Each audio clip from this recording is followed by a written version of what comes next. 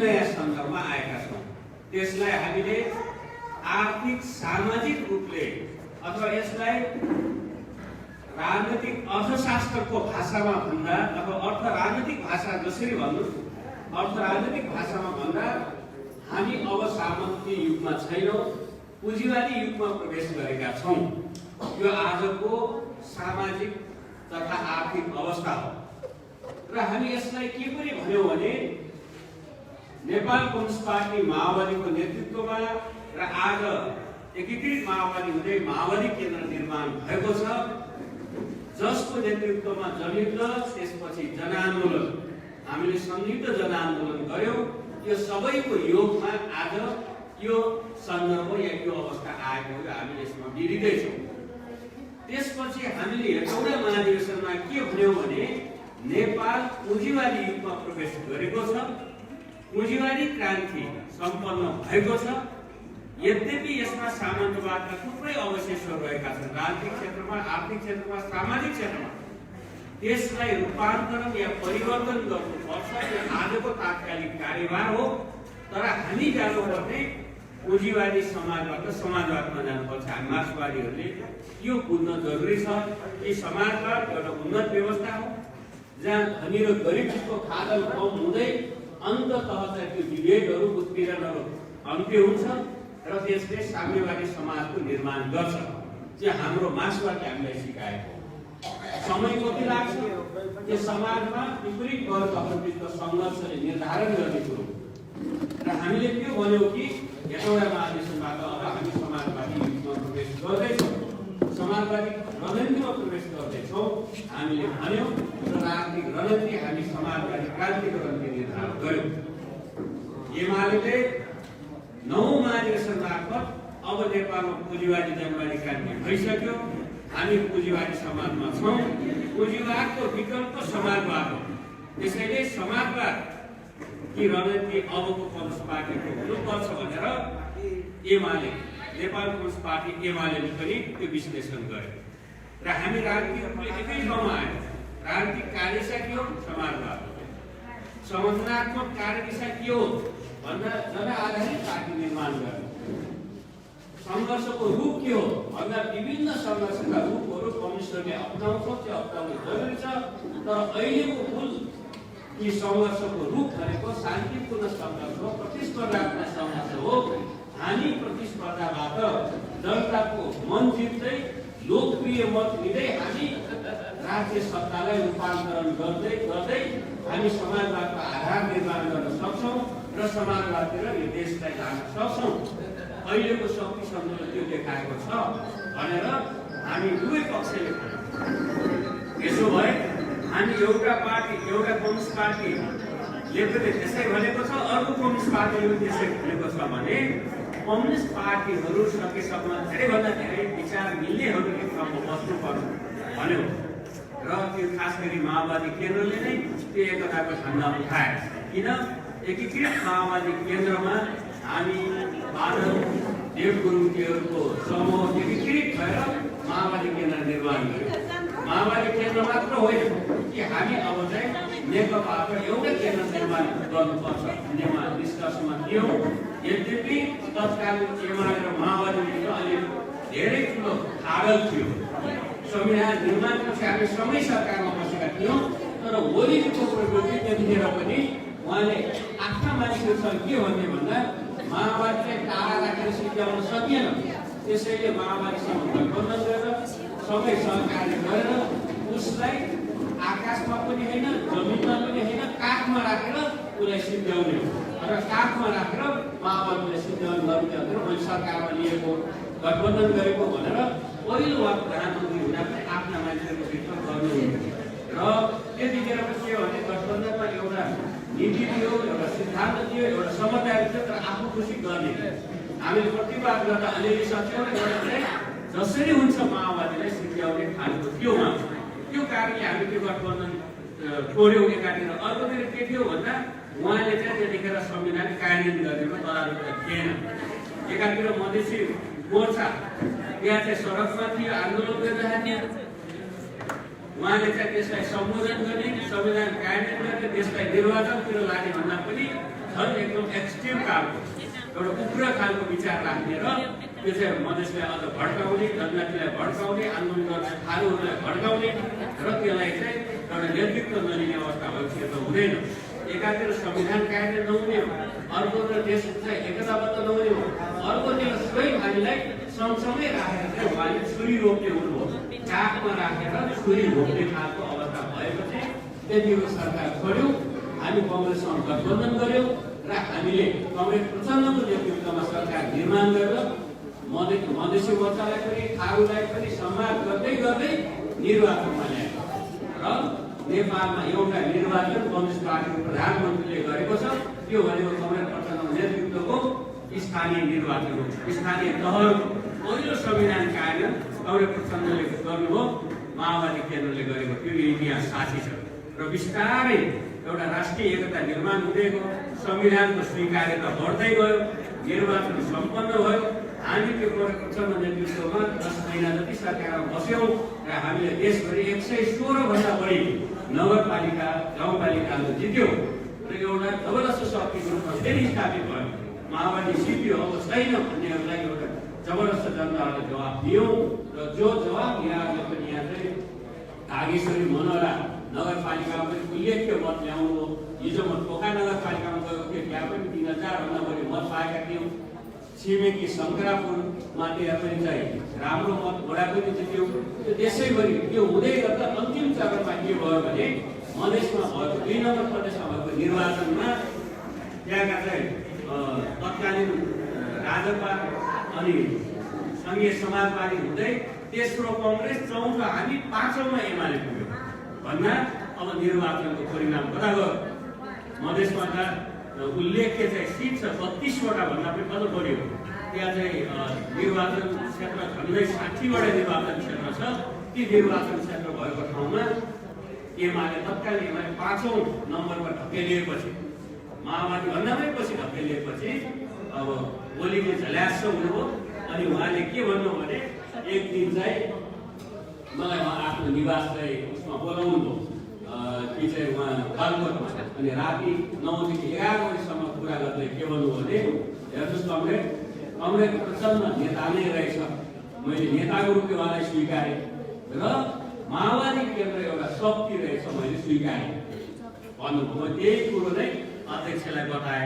पछि अध्यक्षले एकता क्रममा ओलीसँग त्यत्रो तपाईँको डिस्टेन्स थियो, डिफरेन्स थियो, एकाएक टर्न गर्ने मान्छे आश्चर्य पर्छ कसरी गर्नुपर्छ भन्दा ओलीले हामीले शक्ति नस्वीकार्ने र मलाई नेता नस्वीकार, जबकि म त जनयुद्धको नेतृत्वकर्ता हुँ, अहिलेको परिवर्तनको नेतृत्व मैले गरेको, शान्ति सम्झौताको मैले हस्ताक्षरकर्ता हुँ र उहाँलाई प्रधानमन्त्री बनाउने र राष्ट्रपतिलाई राष्ट्रपति बनाउने पनि मैले हुँ। जबकि कङ्ग्रेसले गठबन्धन गरेको थियो, छोडेर हिँडेको बेला संविधान बनाउन कङ्ग्रेस राष्ट्रपति हुने, ओलीजी प्रधानमन्त्री हुने र हामीले सभामुख लिने सहमति भएपछि ओलीजी प्रधानमन्त्री हुने भएपछि बल्ल संविधानमा हस्ताक्षर गर्न बनाउन तयार हुनुभयो। तर कङ्ग्रेसले संविधान बन्ने बित्तिकै त्यो चाहिँ सम्झौता तोड्यो। जबकि 2 वर्ष उहाँहरू कङ्ग्रेस र एमाले मिलेर कङ्ग्रेसलाई प्रधानमन्त्री बनाएर बस्नुभएको थियो भन्दा जो गठबन्धनको पार्टनरहरूले धोका दियो, हामीले चाहिँ समर्थन गर्यौँ। अध्यक्षले भन्नुभयो हामीले यो चाहिँ ओलीजीलाई संविधान बनाउँदा जे सहमति गरेर त्यो पुरा गर्यो र तर उहाँले चाहिँ त्यो मान्नु भएन। हामीले सहकर्मी पनि मान्नु भएन, सहयात्री पनि मान्नु भएन, हामीले प्रधानमन्त्री राष्ट्रपति बनाएछ त्यो पनि मान्नु भएन र हामीले त्यो ब्रेक गर्नु पर्यो। तर ओलीले हामीलाई शक्ति मान्ने, माओवादी केन्द्र एउटा शक्ति हो यो देशको र प्रचण्ड यो देशको नेता हो भन्ने मानेको दिन टर्न गरेर बिस्तारै बिस्तारै फेरि कङ्ग्रेसले के गर्नुपर्छ भन्ने म पुगेको भनेर अध्यक्षले भन्नुहुन्थ्यो। मैले सन्दर्भ किन ल्याएँ भने त्यो खालको अवस्थाबाट हामी एउटा शक्तिको रूपमा स्थानीय निर्वाचनमा स्थापित भयौँ।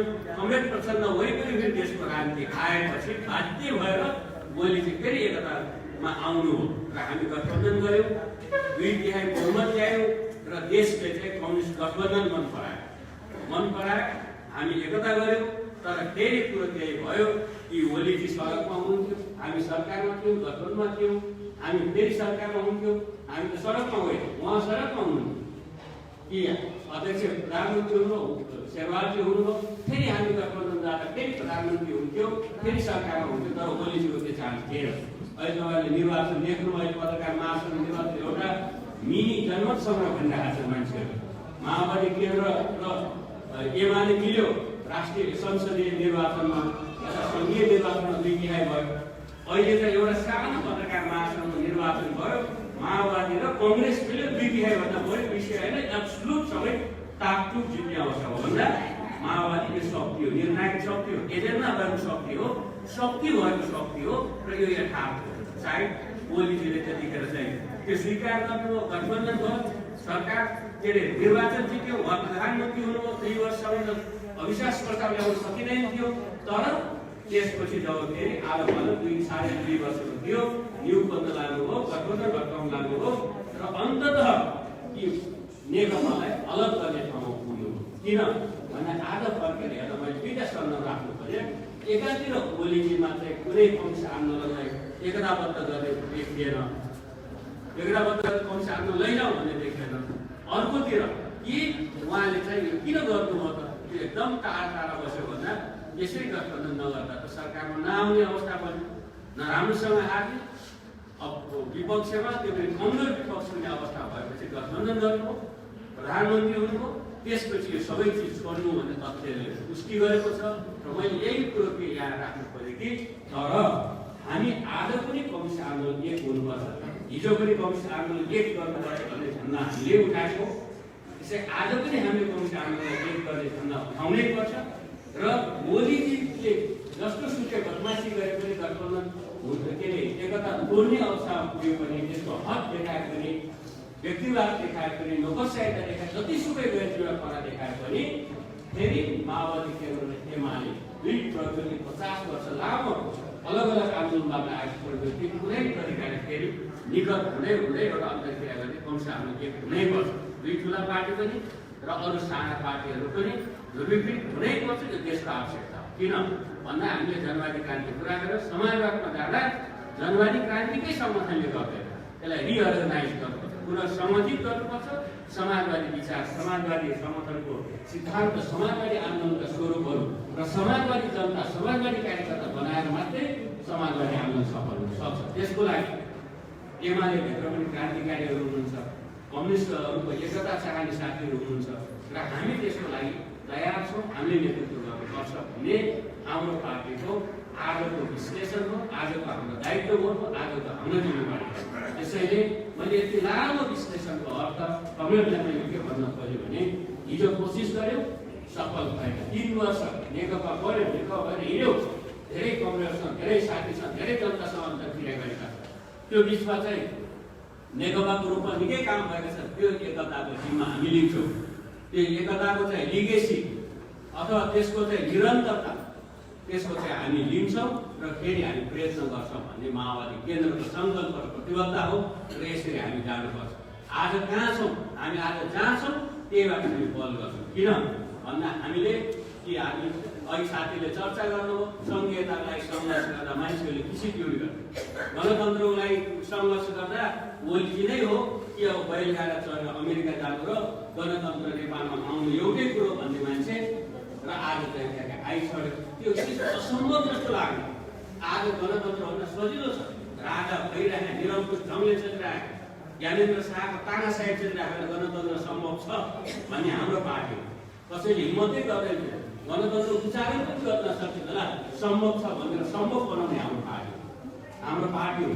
त्यसै गरी अस्ति निरुपाल भन्ने एकजना सांसदले चाहिँ सङ्घीयताको के अरे उसको समानुपातिकता विरोध गर्दै, तर यही निरुपाललाई समानुपातिकतालाई हाम्रा साथीले 10,000 पेसेन्ट छातीमा गोली थापेर हाँसी फिल्दारी गरेर यो समावेशी समानुपातिक सिस्टम स्थापित गरेर उनी आएर चाहिँ निरुपाल भएको संसदमा बोल्ने भयो। सुदूरपश्चिममा को निरुपाल यस्तो हामीले केही कसैले चिन्ने अवस्था थिएन।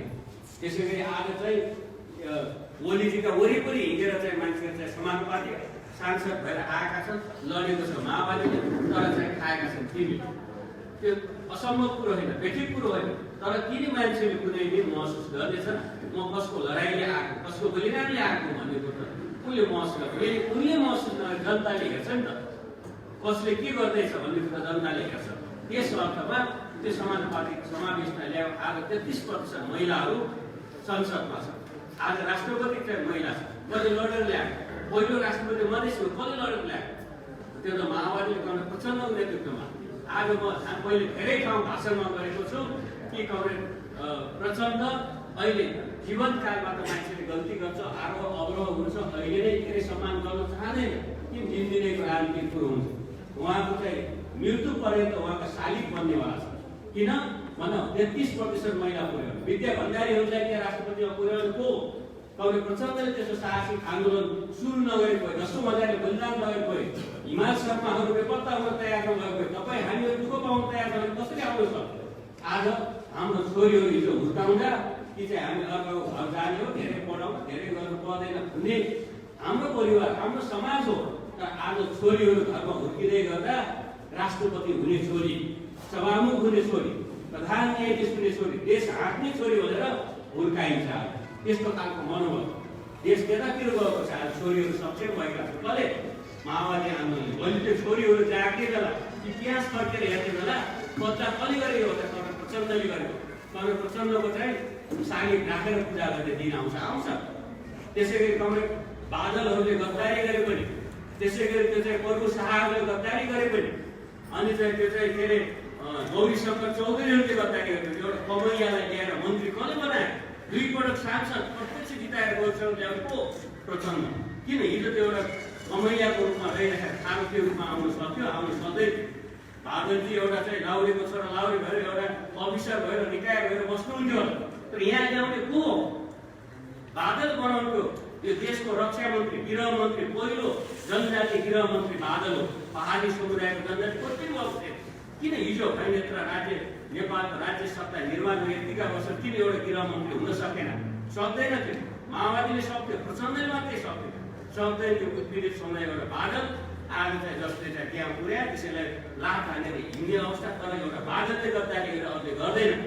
जनता सचेत छन्, जनताले बुझेका छन्।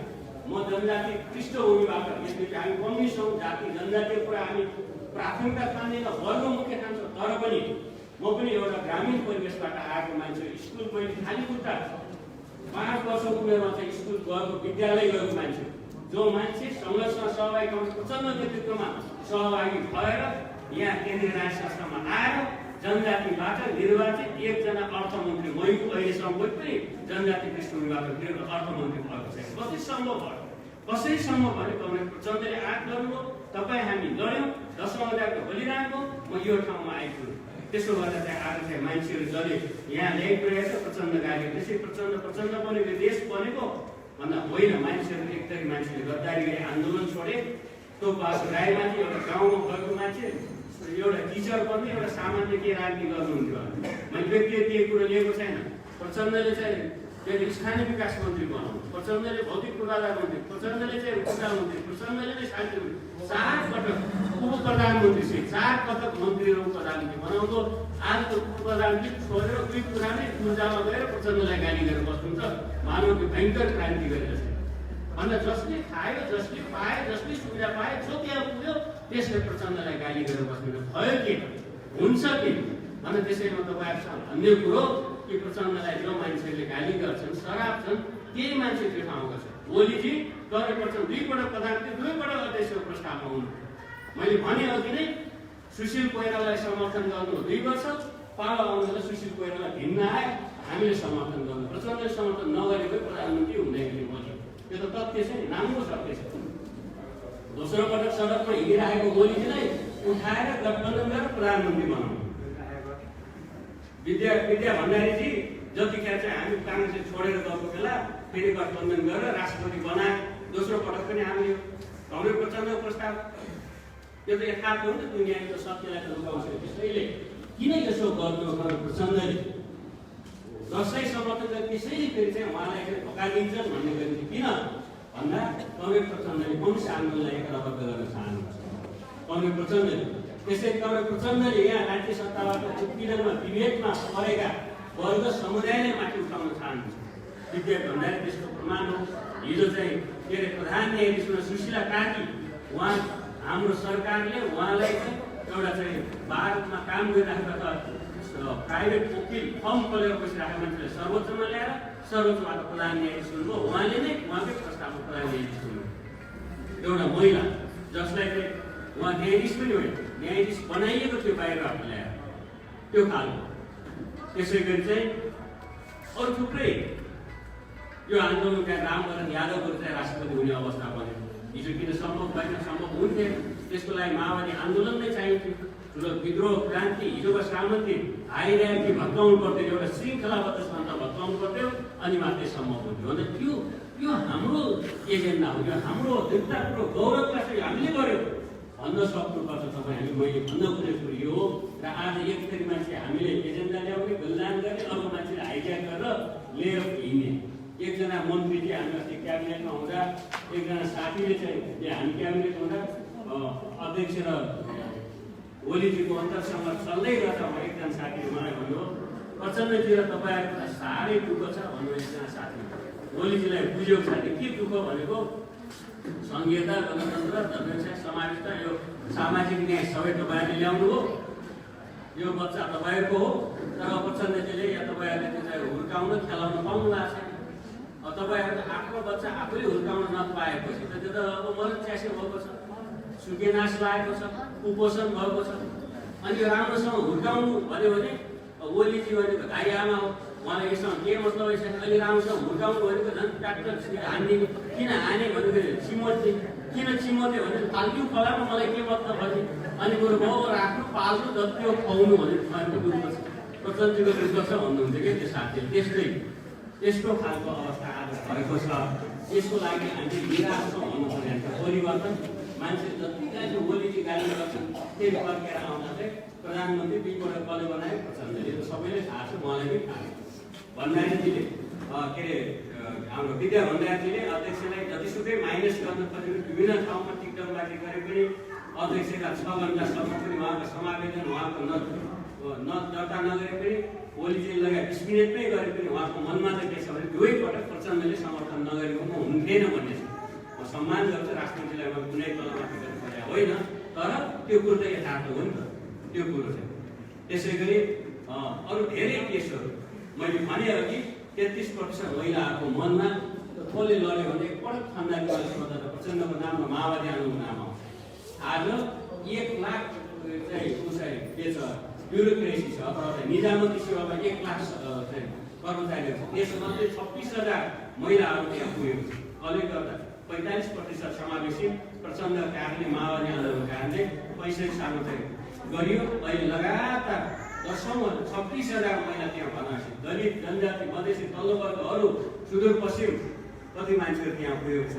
अहिले चाहिँ निजामती सेवामा हाराहारी सबै समूह देखिने अवस्था हो। कसले गर्यो भन्दा हामी चाहन्छौँ कि त्यो मान्छेले एकपल्ट फर्केर हेर्नु कहिले सम्भव बनायो यो परिवर्तन।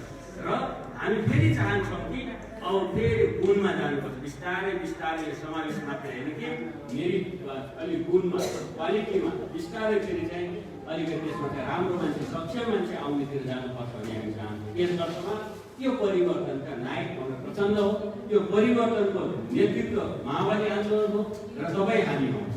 त्यस अर्थमा हामी अहिले फेरि यो ठाउँमा छौँ। आज फेरि अदालत भइसकेपछि माओवादी केन्द्र छौँ। हामी माओवादी केन्द्र दृढतापूर्वक हाम्रो एजेन्डाको पक्षमा हामी उभिन्छौँ र यो हाम्रो एजेन्डालाई फेरि थप अगाडि समय सान्दर्भिक बनाउँदै जान्छौँ। हामी सामाजिक न्यायका एजेन्डा भन्छौँ। सामाजिक न्याय के हो भन्दा संविधानले मौलिक हकको रूपमा स्थापित गरेको छ। हरेक मान्छेले खाना पाउनुपर्छ भन्ने संविधानले स्थापित गरेको छ। हाम्रो एजेन्डाको लागि खाद्य सुरक्षा भनेको कोही मान्छे खाना नपाएर मर्ने अवस्था नहोस्, खाद्य सुरक्षा ग्यारेन्टी संविधानले गरेको छ।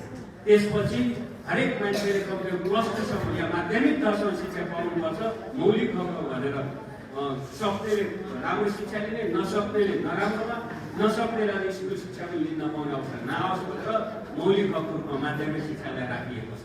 त्यसै गरी न्यूनतम स्वास्थ्य उपचारको चाहिँ हक हरेक नागरिकको हक हो। सक्नेले जति पनि महँगो स्वास्थ्य उपचार गर्ने, नसक्ने चाहिँ सामान्य उपचार पनि नपाएर मर्ने अवस्था हुनु हुँदैन भनेर यो हक छ। अहिले पनि जस्तै विभिन्न स्वास्थ्य बिमाका कुराहरू छन्, ठुला रोगहरू सरकारले अनुदान दिने, सहयोग गर्ने कुरा छन्। अझै यसलाई विस्तार गर्नुपर्छ। चौथो कुरो चाहिँ कि आवासको हक हरेक नागरिक कम्ती एउटा सुरक्षित आवास, सुरक्षित घर होस्। त्यसको चाहिँ एउटा घर हरेक नागरिकको हक हो। संविधानमै लेखेको छ। त्यो हाम्रो एजेन्डा हो, हाम्रा कार्यनीति हो। त्यसै गरी यो 4वटा हक अथवा 5औं हक हरेक एउटा चाहिँ उमेर पुगेको नागरिकले म काम गरेर खान पाउनुपर्छ, काम गर्छु, काम गरेर खान पाउनुपर्छ भन्दा काम दिने राज्यको दायित्व, काम पाउने या रोजगारी पाउने हरेक नागरिकको दायित्व, यो कुरो संविधानमा लेखिएको छ। घाँस पात शिक्षा स्वास्थ्य रोजगारी 5 चिज हरेक नागरिकको अधिकार, यो हाम्रो सामाजिक न्यायको हक हो। हामीले स्थापित गरेका छौँ। यो वर्गीय प्रश्न हो र यो हक जति स्थापित गर्नुहुन्छ, जति बढाउँदै जानुहुन्छ, हामी समाजवादमा जाने भनेको यही नै हो। र समाजवादमा जानु भनेको एउटा शब्दमा एउटा वाक्यमा भन्दा समाजवाद भनेको हरेक मान्छेले क्षमता अनुसारको काम पाउने, उसले काम अनुसारको ज्याला पाउने, न्यूनतम समानता, एउटा सापेक्षिक समानतामा समाज जाने, त्यो चाहिँ समाजवाद हो। त्यसैले रोज उद्योग खोल्ने, कल कारखाना खोल्ने, सडक यातायात अन्य विस्तार गर्ने र एउटा औद्योगिकरण र एउटा व्यवसायीकरणको वातावरण बनाएर कोही व्यक्तिले, कोही जनताले चाहिँ म काम गरेर खान्छु भन्दा चाहिँ उसको क्षमता अनुसार काम गर्ने वातावरण, क्षमता अनुसार काम पाउने समाजवादको एउटा शब्द हो। काम अनुसारको ज्याला पाउने समाजवादको शब्द हो। र त्यहाँ अलि दक्षहरूको तलब अलि बढी, कम दक्ष कम त हुन्छ, तर सापेक्षिक समानता हुन्छ, त्यो समाजवाद।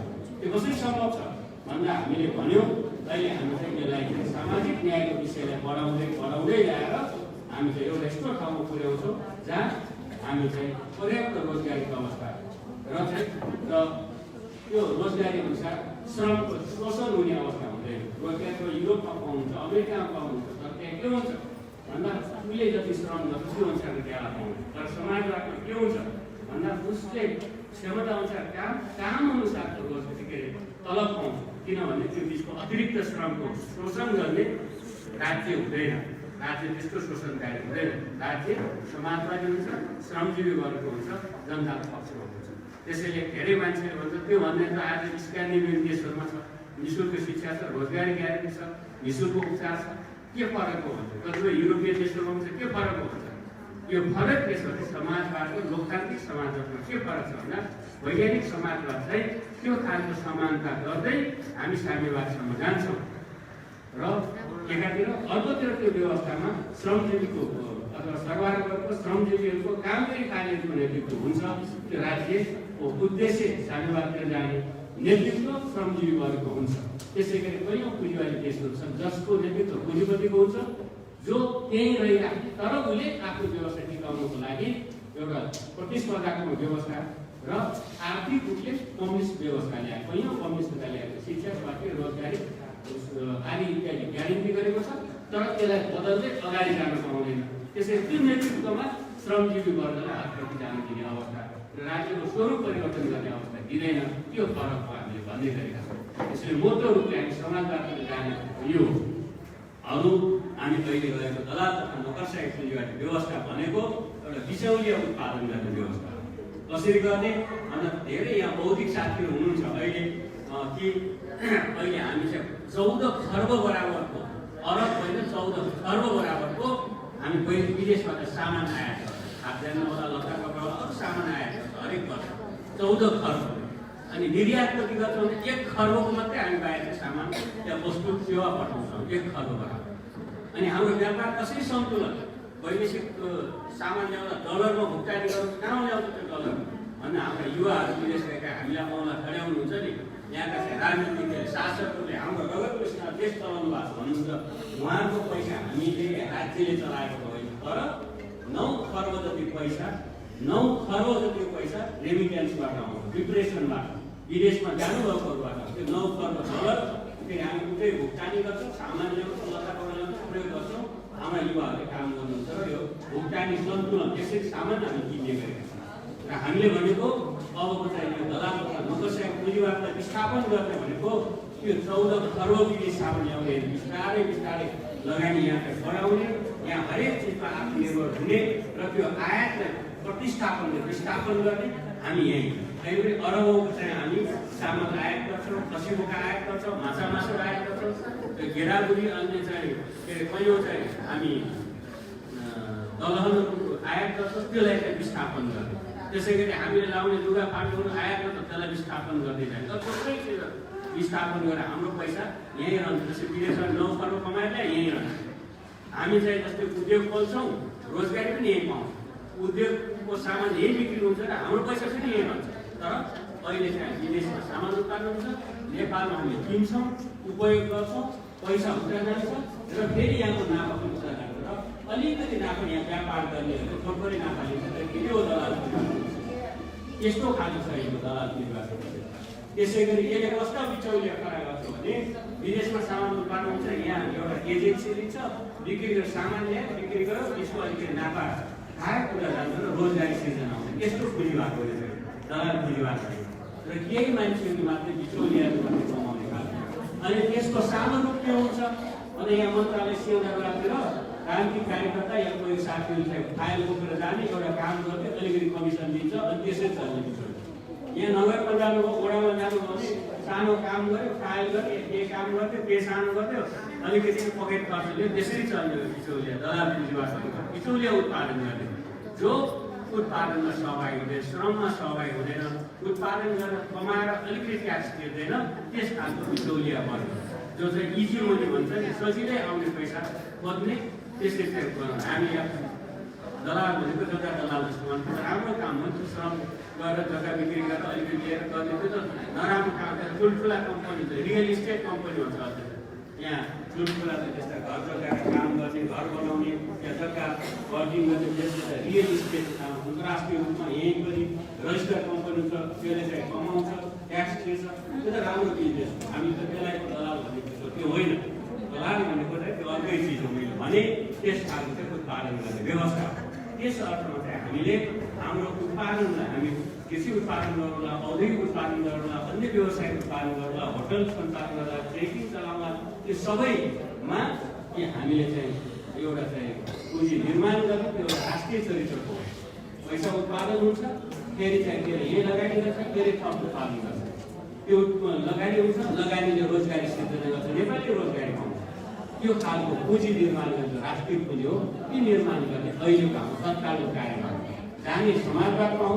तर अहिले चाहिँ हामी तत्काल यो बाटो जाने, अहिले चाहिँ सामाजिक शिक्षाका काम, सामाजिक न्यायका काम गर्दै गर्दै धनी र गरिब बिचको खाल्डो कम गर्दै गर्दै केही मान्छेहरूका हातमा मात्रै पैसा थुप्रिने, अरू चाहिँ सडकमा आउने विपन्न हुने अवस्थालाई अन्त्य गर्दै हामी साम्भ्याउँदै अन्ततः हामी साम्यवादी समाजवादमा पुग्छौँ भनेको कसरी गर्छौँ भने यहाँ अघि साथीहरू चुनाव फेरि चुनाव भन्नुभयो नि, त्यसो होइन। कङ्ग्रेसको चुनाव, एमालेको चुनावमा हाम्रो चुनाव फरक हुनु पर्यो। हामी यसपटक यदि किलोमिटर बाटो बनाउँछौँ, यदि पुल बनाउँछौँ, यदि खानेपानी बनाउँछौँ, यदि सिँचाइ गर्छौँ, त्यो खालको स्कुल सुधार गर्छौँ भने लक्ष्य राख्छौँ 5 वर्ष, त्यो पुरा गर्छौँ र हामी त्यो प्रगति हेरेर फेरि अर्को 5 वर्ष कार्यक्रम गर्छौँ, फेरि त्यति गर्छौँ। हामीसँग अहिले नेपालभरि 20% मान्छेहरू गरिबीको रेखा मुनि छ, जो वर्षैभरि खान पुग्दैन भन्दा त्यसलाई चाहिँ एक कार्यक्रममा 5%लाई खान पुग्ने बनाउँछौँ, अर्को कार्यक्रमलाई 5, अर्को कार्यक्रमलाई 5, अर्को कार्यक्रममा 3-4 कार्यक्रममा हामी सबै चाहिँ खान पुग्ने बनाउँछौँ। यो कार्यक्रममा हामी 1/4को घर बनाउँछौँ, अर्कोमा 1/4, अर्को 1/4 हामी घर पुग्ने सबैलाई गर्छौँ। योमा 1/4 रोजगारी, अर्कोपटक 1/4 गरेर सबैलाई रोजगारी सबै बनाउँछौँ। त्यसै गरी योमा 1/4, अर्कोपटक 1/4 गरेर सबैलाई माध्यमिक शिक्षा निःशुल्क, सबै नागरिकमा माध्यमिक शिक्षा पाउने, सबै जनता माध्यमिक शिक्षा लिने बनाउँछ। यो हाम्रो उद्देश्य हुन्छ। एमालेको या कङ्ग्रेसको चुनावको टिकट लिएर पैसा खर्च गरे, पार्टीलाई पनि त्यहाँको नेतालाई पनि टिकटमा के अरे चुनावमा पनि पैसा खर्च गरे, मतदाताहरूमा पनि, अनि जितिसकेपछि त्यो पैसा उठाउने र अर्को चुनावको लागि पनि पैसा कमाउने। किनभने 1 करोड खर्च गरेर 1 करोड कमाउने, अर्को चुनावको लागि 2 करोड कमाउने, 3 करोड यसै पनि भ्रष्टाचार गर्नुपर्ने हुन्छ त्यो वाला चुनाव। त्यो खालको चाहिँ चुनाव हाम्रो होइन। हामी जनतालाई सहमति गरेर जनताको मन जित्ने, निर्वाचन जित्ने, जनता काम गर्ने, फेरि जनता काम गर्ने र चीनले चाहिँ 70 करोड जनतालाई, इतिहासमा सबभन्दा धेरै जनतालाई सी जिनपिङ आइसकेसम्म चाहिँ 70 करोड जनतालाई चाहिँ गरिबीको रेखा मुनिबाट मागेर कोही गरिब रहेन, घर नभएको पनि कोही रहेन, गरिब पनि कोही रहेन, खाना नपाउने, रोजगारी नभएको मान्छे चीनमा कोही रहेन। झन्डै 1 अर्ब जनता छ, 1 अर्ब 30 करोड जनता छ, कोही रहेन यो घोषणा भन्दा हामी पनि त्यसलाई पुर्याउने बिस्तारै समाजवादको यात्रा हुन्छ। त्यो गयो, सफल भयो, त्यतातिर गयो भने हामी सफल हुन्छौँ, होइनौँ भने चाहिँ हामी र अरू फरक हुँदैन। त्यसैले हाम्रो निर्वाचन र अरूको निर्वाचन फरक र त्यो क्रममा हामीले हाम्रो राजनीति प्रचार गर्छौँ, हाम्रा कुरा भन्छौँ, हाम्रो कार्यशैली फरक कुरा गर्छौँ। त्यो खालले चाहिँ हामी जाने हाम्रो प्रयत्न हुन्छ। त्यसैले हामी अहिले जाँदाखेरि हामी शान्तिपूर्ण सङ्घर्ष, निर्वाचनको बाटो, जनताको मन्दिरतिर जाने नै बाटो हामीले लिएका छौँ। अहिले त्यो सम्भव छ, त्यो प्रतिस्पर्धा गर्न सकिन्छ भन्ने पार्टीको निष्कर्ष हो कमरेडहरू। र मैले यो कुरो राखेँ। त्यसपछि हामी अहिले नेकपा माओवादी बनिसकेपछि पुरानो हाम्रो विधानलाई संशोधन गर्नको लागि म पनि विधान संशोधन समितिमा चाहिँ हामीले तयार गरेका छौँ।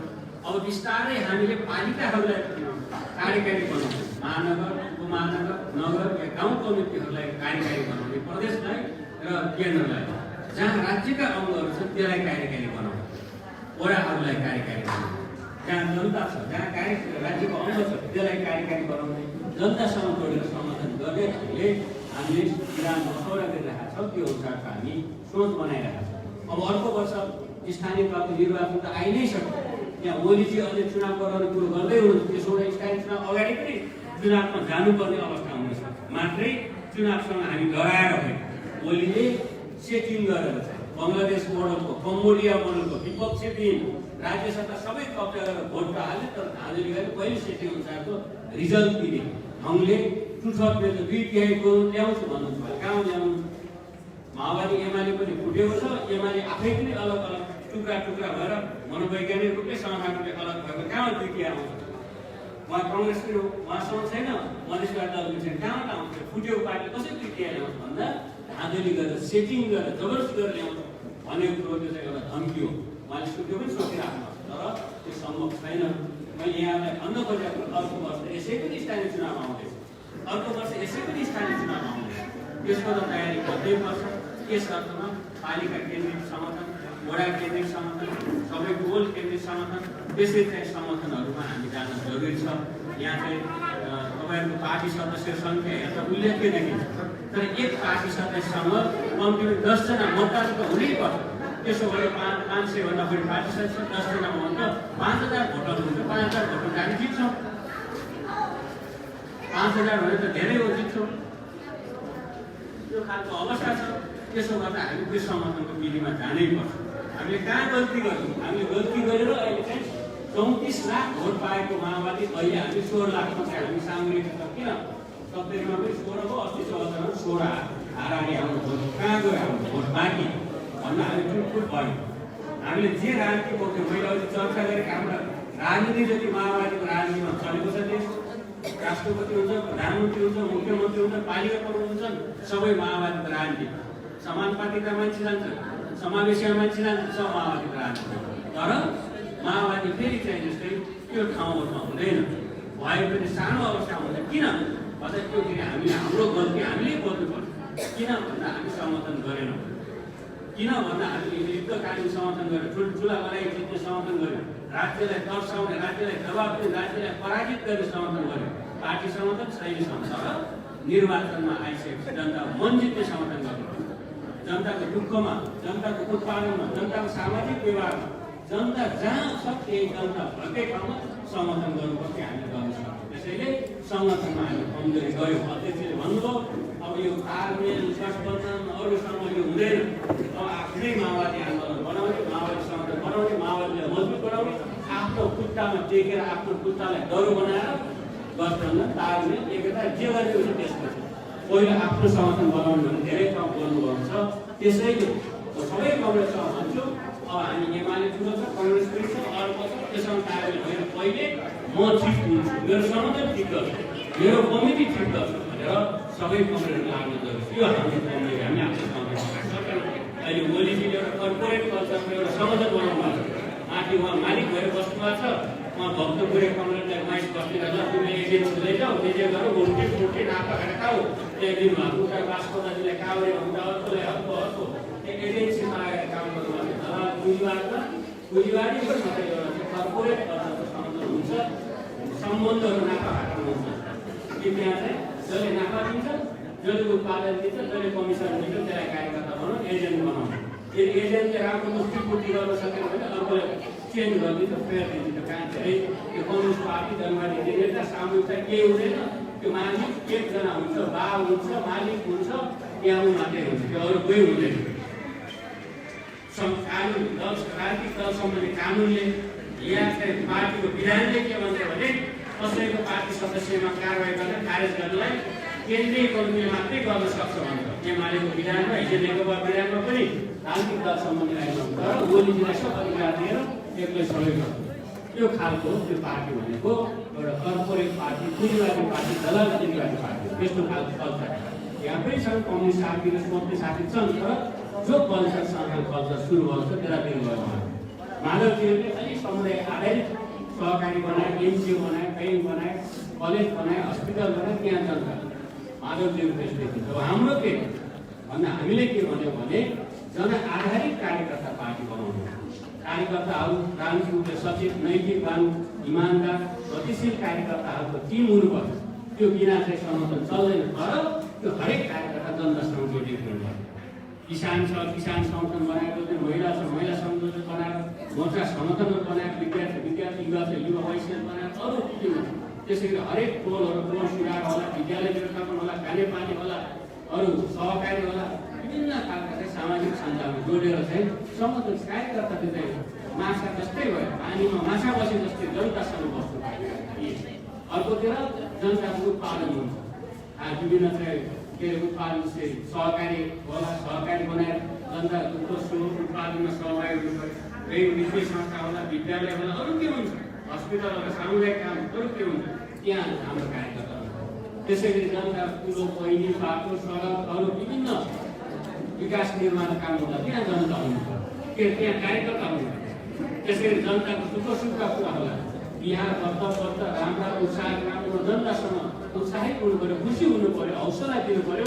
जनताको चाहिँ मर्दा पर्दा दुःखको जनताको दुःखमा सहभागी हुनु पऱ्यो। त्यसैले हामी विकासका काममा, उत्पादनको काममा, राजनीतिक काममा, त्यसै गरी चाहिँ सामाजिक काममा हाम्रा कार्यकर्ता हुनु पऱ्यो, जनतासँग हुनु पऱ्यो। त्यसो गर्दा हामी एजेन्डा छ, विचार छ र हामी एउटा इमान्दार गतिशील कार्यकर्ता जनतासँग भिड्यो भने सबभन्दा बलियो हो। त्यसैले फलामी किल्ला भन्ने के हो भन्दा जनता हो भन्ने गरी चाहिँ क्रान्तिकारी जनता फलामी किल्ला हो र त्यस प्रकारको जनता तयार गरियो भने पैसाले पनि त्यसलाई छेड्न सक्दैन, लोभ लालचले पनि भत्काउन सक्दैन र अरू कुनै सत्ता भत्ता दुनियाँ कुरो गरे पनि भत्काउन सक्दैन। माओवादी आन्दोलन फेरि सशक्त हुन्छ र फेरि हामीले सङ्घमा होला, प्रदेशमा होला, स्थानीय रूपमा होला, सरकारमा पनि हुन्छौँ, सदनमा पनि हुन्छौँ, सडकमा जनताको बिचमा पनि हामी हुन्छौँ। अन्ततः त्यो आन्दोलन फेरि मजबुत भएर अगाडि जान सक्छ। त्यस्तो खालको बनाउनु पर्नेछ। त्यसैमा सबै कमाइहरूलाई धेरै समय नलिकन त्यो ढङ्गले अगाडि बढ्न अनुरोध गर्दछु। र अन्तिमतिर म तपाईँहरूसँग अहिले सरकार बनाउने कुराहरू आदि के चलिरहेको छ। हामीले के भनेका छौँ भने प्रधानमन्त्री ओलीको लागि 2 वर्ष संसद छैन, उहाँले मानिसकेका छन्। नैतिक रूपले राजीनामा दिनु पर्थ्यो, गर्नुभयो। त्यो नैतिकता देखाउनु पर्यो। खासमा उहाँले मानिसकेको संसदमा अविश्वास पेश गर्छु, विश्वासको मत दिन्छु, कुरै हो उहाँसँग त्यो संसदै छैन। बरु भन्नु पर्थ्यो मैले त नयाँ जनादेशमा जानुपर्छ भने संसद पुनर्स्थापना म यसमा छैन भनेर छोडिदिनु भएन। त्यसो हुँदा हामी त्यो असंवैधानिक कदम, लोकतान्त्रिक कदम, जनमत विरोधी कदम, निरङ्कुश कदम र प्रतिगामी कदम हो भन्यो। त्यो सच्ची हो। लाखौँ लाख जनताले आवाज उठाएको थिए, मगर प्रचण्डको नेतृत्वमा हामीले आवाज उठायौँ। त्यो सचिसकेपछि यो आन्दोलनका पक्षहरू हामी होला, जनता समाजवादी होला, कङ्ग्रेस होला, या अरू दलहरू मिलेर त्यो विकल्प दिनुपर्छ भनेका छौँ। केही दिनदेखि त्यो विकल्पको सम्भावना चाहिँ अगाडि बढेका छन्। केही प्रदेश सरकारहरूमा पनि विकल्पका कुराहरू भएका छन्। त्यसैले हामी फेरि छिट्टै त्यो ओलीको प्रतिगमनका विरुद्ध एउटा नयाँ राजनीतिक विकास दिन्छौँ। अभिमत अनुसार एउटा 5 वर्षको संसद सञ्चालन गरेर बिस्तारै फेरि आधुनिक निर्वाचनमा जनताको नयाँ जन्मको लागि हामी जान्छौँ। त्यो ढङ्गले हामीले तयारी गरिराखेका छौँ। त्यो सम्भावना अगाडि बढेको छ।